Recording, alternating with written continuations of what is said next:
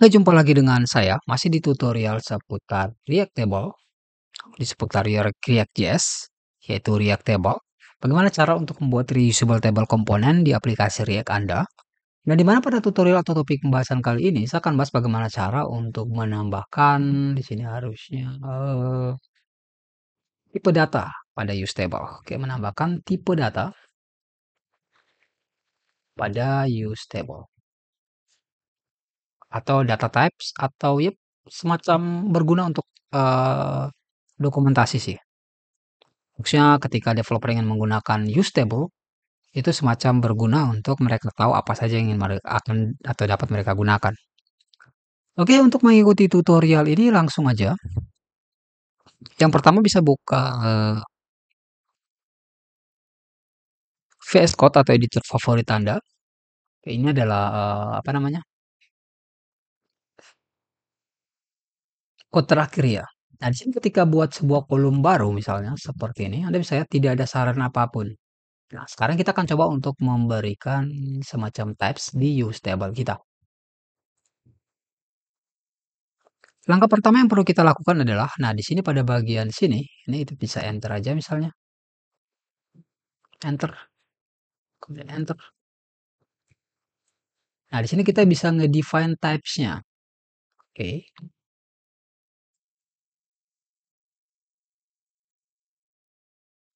Contoh misalnya untuk yang kolom ya. Yang kolom, ya kita bisa tambahkan misalnya sama dengan, kemudian kita buat untuk docs-nya seperti ini, JS doc-nya. Karena kita bisa tambahkan di sini misalnya ada add type. Kemudian type-nya misalnya apa? Di sini kita bisa nge-define untuk kolom type-nya. Misalnya kita buat type-nya di sini adalah seperti ini. Oke. Ini kita buat lagi di sini misalnya. Oke, ini mungkin kolomnya kita bisa hapus ya.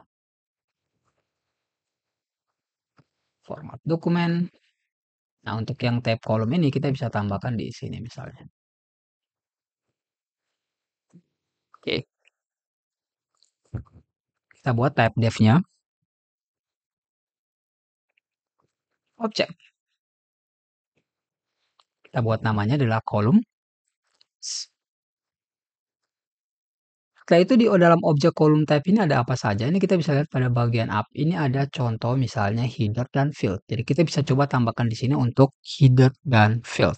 Jadi kita bisa tambahkan di sini propertinya. Tipenya string, header. Kemudian kita tambahkan lagi properti baru. Tipenya string, misalnya ada field. Kemudian kita punya juga ada namanya komponen ya. Jadi kalau misalnya kita ke bawah di sini kita punya komponen. Di sini kita bisa tambahkan juga misalnya add properti,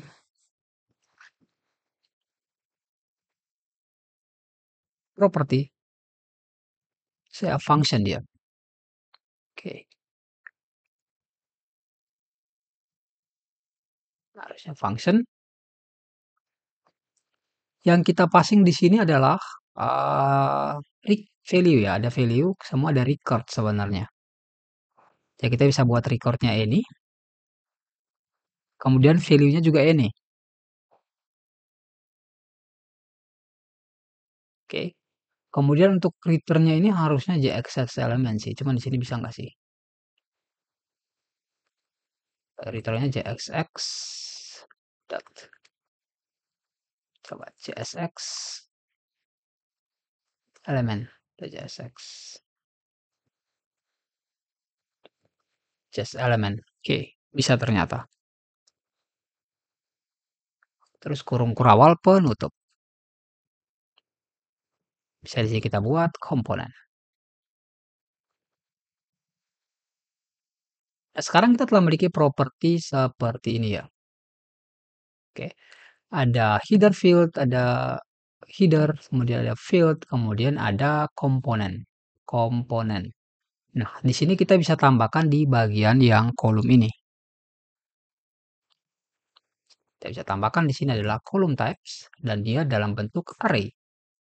Nah, sekarang kita telah memiliki kolom type seperti ini. Jadi ketika kita ke app, kemudian kita coba buat kolom baru, Anda bisa lihat ketika Anda, eee, kontrol spasi, Anda bisa lihat udah ada saran apa aja di sini. Oke, ketika komponen, Anda bisa lihat seperti ini. Oke,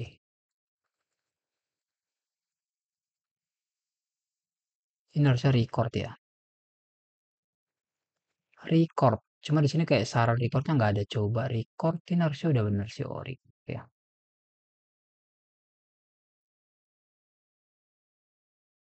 Record sama value. Ada record ya. Bisa return, oke. Kalau misalnya field, Anda bisa lihat ini ada field-nya.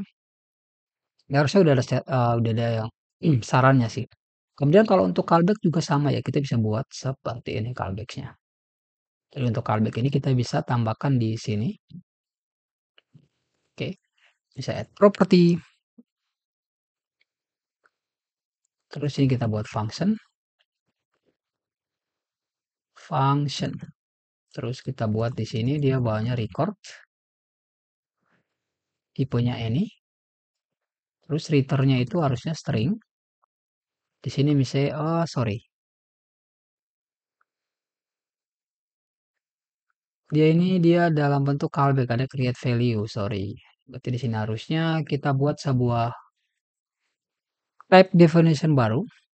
Bisa di sini ada type def.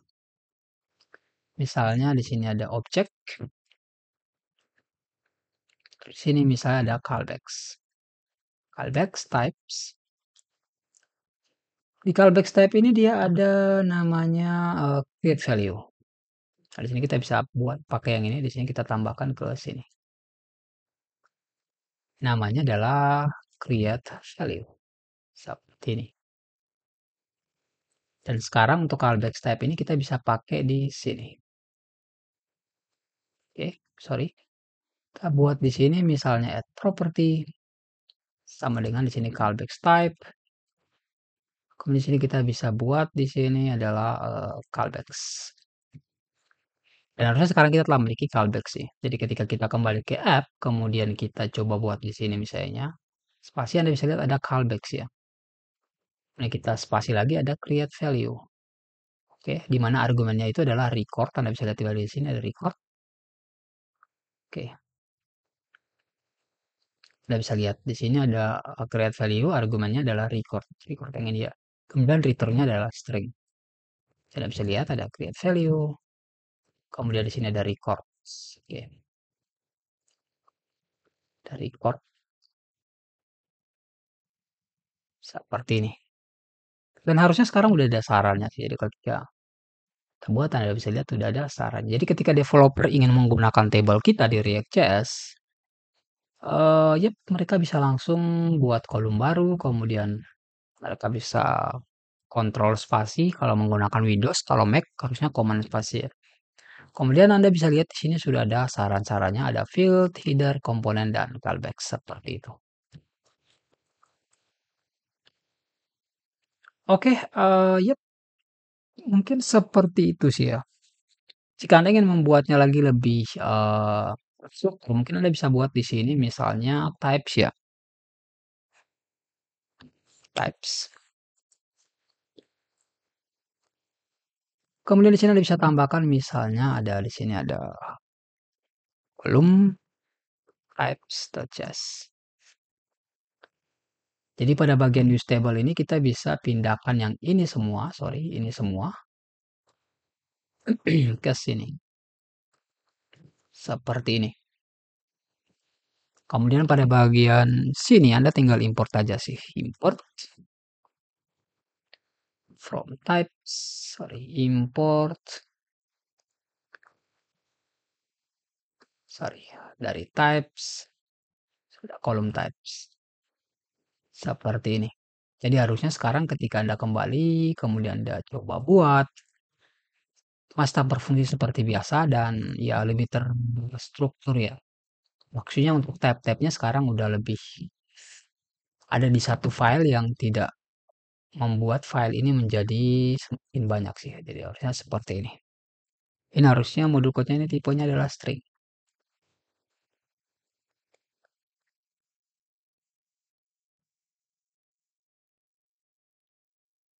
Oke, yap, mungkin seperti itu ya. Bagaimana cara untuk, menambahkan tipe data pada use table. Oke, nah karena di sini saya telah bahas dari penjelasan, sebelum mengakhiri tutorial ini seperti biasa saya akan menambahkannya ke GitHub ya. Jadi Anda dapat mendownload dan langsung menggunakannya. Jadi git add dot git commit m tinggal paste, terus tinggal git push dan yap, sekarang sudah selesai. Oke, mungkin seperti itu, yaitu bagaimana cara untuk menambahkan tipe data pada use table. Nah, karena di sini saya telah membahas inti dari pembahasan, yaitu bagaimana cara untuk menambahkan tipe data pada use table, maka berakhir pula tutorial atau pembahasan kali ini. Sekian dan sampai jumpa di tutorial atau pembahasan selanjutnya, yaitu kita akan coba untuk menambahkan fitur sort pada table. Jadi untuk table yang sekarang belum ada fitur sort. So, yap, di pembahasan selanjutnya kita akan coba untuk menambahkan agar sort pada table ini dapat digunakan. Oke, mungkin seperti itu. Sekian dan sampai jumpa di tutorial atau pembahasan selanjutnya. Good luck.